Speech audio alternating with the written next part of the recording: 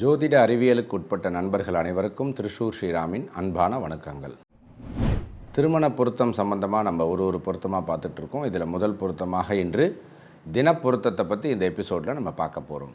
தினப்பொருத்தம் அப்படிங்கிற வார்த்தையிலேருந்தே உங்களுக்கு புரியும், தினம் தினம் நாம் வாழ்க்கையை ஓட்ட வேண்டியதற்காக முக்கியமான ஒரு பொருத்தம் இல்லையா. டே டு டே லைஃப்லேயே நமக்கு நிறையா சேலஞ்சஸ் இருக்கும். அந்த சேலஞ்சஸை மீட் பண்ணுறதுக்கு நமக்கு ஒரு கம்பேட்டபிலிட்டி இருக்கும். அப்படிங்கிறதுனால அதுக்கான பொருத்தமாகவே இது கொடுக்கப்படுகிறது. இது அடிப்படையில் சந்திரன் இருக்கும் இடத்தை கொண்டு பார்க்குறோம் இல்லையா. ஒரு ஜாதகத்தில் ஒருவருடைய சந்திரன் இருக்கும் இடத்தை பொறுத்து தான் இவருடைய நட்சத்திரம் இதுன்னு சொல்கிறோம். அப்போது ஒரு ஆணுக்கும் பெண்ணுக்கும் திருமணம் செய்யும்போது இந்த பெண்ணுடைய சந்திரனும் அந்த ஆணுடைய சந்திரனும் பொருந்தி உள்ளதா அப்படின்னு பார்க்குறது தான் இந்த தினப்பொருத்தம். மனோகாரகனான சந்திரனுடைய பொருத்தம் ரொம்ப முக்கியமான பொருத்தமாக நம்ம சொல்கிறோம் இல்லையா. ஏன்னா மனோகாரகனே பொருந்தலை அப்படிங்கும்போது நம்மளுடைய involvement in wedding life will be very less. அப்போது இந்த பொருத்தங்கள் எப்படி பார்க்குறது அப்படின்னு பார்த்தோன்னா, பெண்ணுடைய நட்சத்திரம், அதாவது பெண்ணிற்கு சந்திரன் இருக்கும் இடத்திலிருந்து ஆணுடைய நட்சத்திரம், ஆணுக்கு சந்திரன் இருக்கக்கூடிய இடத்தை கூட்டல் வேண்டும் இல்லையா. அப்போ பெண்ணுடைய நட்சத்திரத்திலேருந்து ஆணுடைய நட்சத்திரத்தை கூட்டும்போது அந்த டோட்டல் என்ன வருது அப்படின்னு நம்ம பார்க்குறோம். அந்த டோட்டல் அப்படிங்கிறது 2, 4, 6, 8, 9 இருந்தால் உத்தமம் அப்படின்னு சொல்கிறோம் இல்லையா. அந்த சேரக்கூடிய விஷயம் அப்படின்னு சொல்கிறோம். அதாவது பெண்ணுடைய நட்சத்திரத்திலிருந்து ஆணுடைய நட்சத்திரத்துக்கு கூட்டணும். ஃபார் எக்ஸாம்பிளுக்கு இப்போ பெண்ணுடைய நட்சத்திரம் அஸ்வினி அப்படின்னு வச்சுங்களேன். அஸ்வினி பரணி, ஆணுடைய நட்சத்திரம் பரணியாக இருந்தால் 2வது நட்சத்திரம் பொருந்தி உள்ளது இல்லையா. அஸ்வினி பரணி கார்த்திகை ரோகிணி, அப்போ ரோகிணிங்கிறது 4, அது பொருந்தி உள்ளது. அஸ்வினி பரணி கார்த்திகை ரோகிணி மிருகசீரிஷம் திருவாதிரை 6 வருது, அது பொருந்தி உள்ளது. அஸ்வினி பரணி கார்த்திகை ரோகிணி மிருகசீரிஷம் திருவாதிரை புனர்பூசம் பூசம் 8 வருது, அதுவும் பொருந்தி உள்ளது.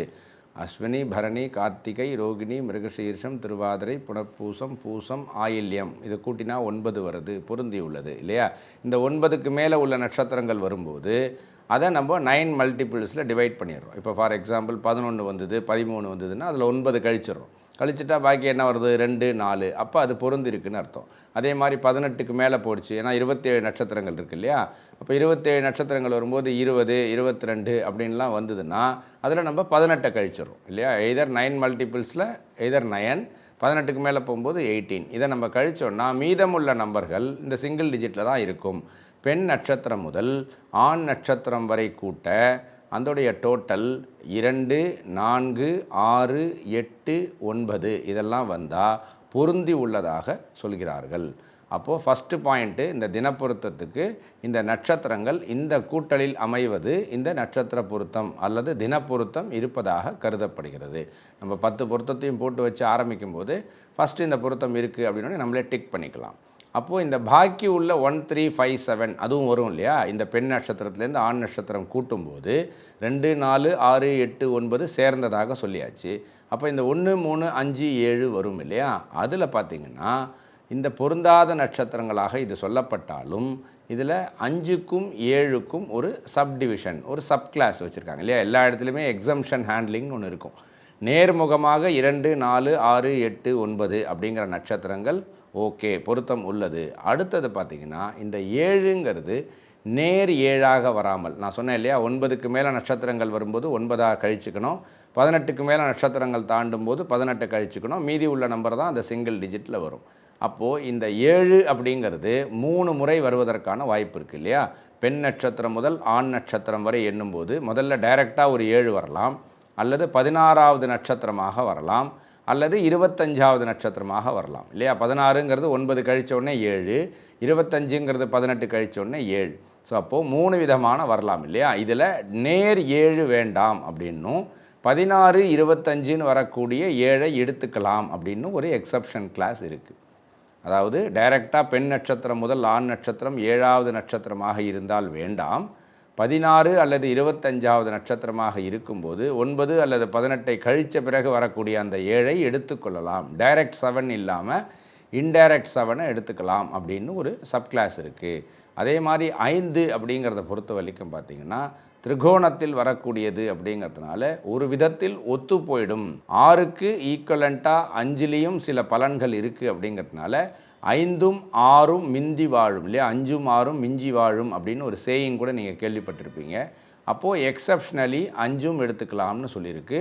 ஆனால் 1ம் 3ம் எடுக்கக்கூடாது. ஏன்னா 1 அப்படின்னு வந்துட்டாலே they both belong to the same பேரண்டல்னு ஆகிடும். அது பேரண்டல்னால் நான் சொல்கிறது நட்சத்திர பேரண்டல் இல்லையா?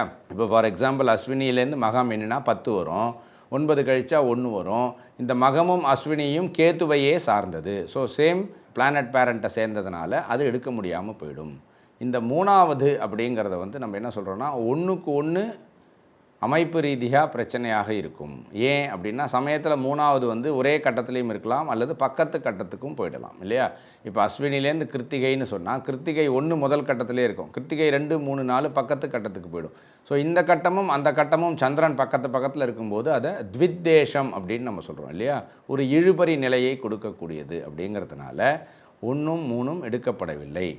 அதில் கல்யாண பொருத்தமான அந்த 10 தசவித பொருத்தத்தில் முதல் பொருத்தமான தினப்பொருத்தம் என்பது பெண்ணுடைய நட்சத்திரத்திலிருந்து ஆண் நட்சத்திரத்துக்கு எண்ணி 2, 4, 6, 8, 9 வந்தால் பொருத்தம். நேர் 7 இல்லாமல் 16, 25 வந்தால் அது எக்ஸப்ஷனலி அதையும் பொருத்தமாக எடுத்துக்கொள்ளலாம். சமயத்தில் 5வது நட்சத்திரத்தையும் நாம் எக்ஸப்ஷனலாக எடுத்துக்கொள்ளலாம். அந்த 3, 1 அப்படின்னு வரக்கூடிய அந்த எண்களுக்கான நட்சத்திரங்கள் பொருந்தவில்லை என்று கருதப்படுகிறது. राम राम। आदित्याय च सोमाय मंगलाय बुधाय च गुरुशुक्रशनिभ्यश्च राहवे केतवे नमः।